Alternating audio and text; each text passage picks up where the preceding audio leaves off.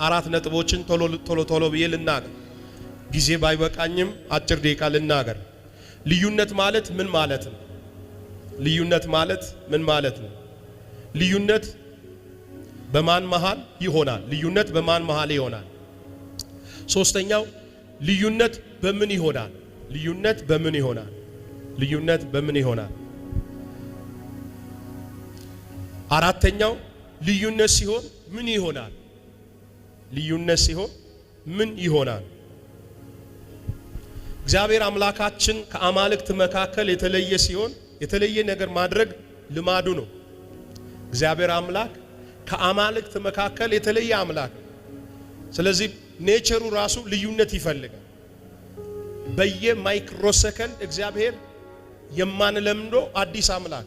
ለዚህ ነው 24ቱ ሽማግሌዎች ቅዱስ ብሎ ብድግ ሲሉ ሌላ